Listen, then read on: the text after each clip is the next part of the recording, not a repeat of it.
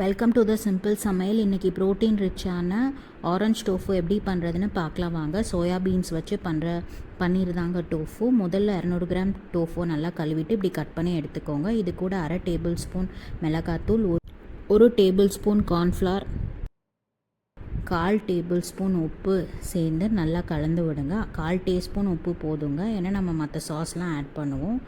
அதுக்கப்புறம் இதை நல்லா டாஸ் பண்ணி விடுங்க. அப்போ தான் ஒரே மாதிரி மசாலா கோட் ஆகும். ஒரு வைடான பேனில் 3 டேபிள் ஸ்பூன் எண்ணெய் ஊற்றிக்கோங்க.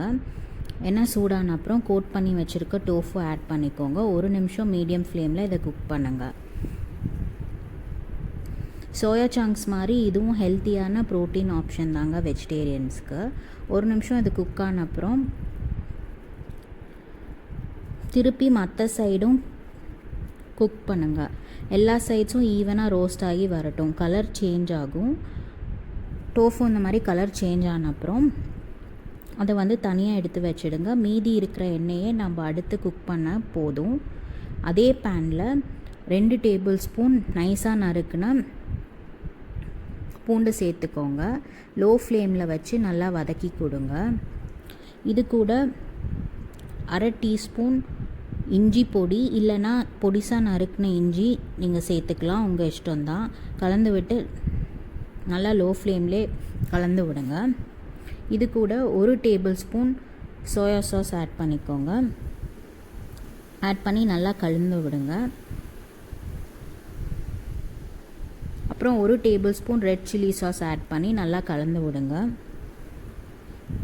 லோ ஃப்ளேம்லேயே குக் பண்ணுங்கள், இல்லைனா சாஸ் பர்ன் ஆகிடும்.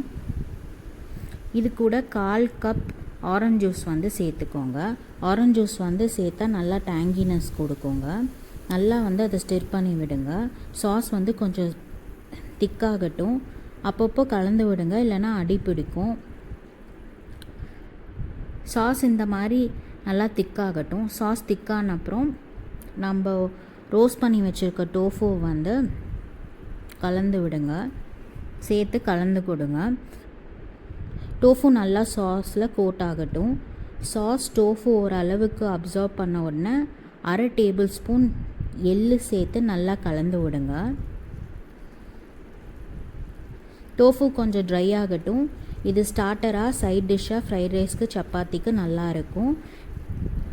இந்த மாதிரி டோஃபு ஆன அப்புறம் அப்படியே சர்வ் பண்ணலாங்க. தேங்க்ஸ் ஃபார் வாட்சிங்.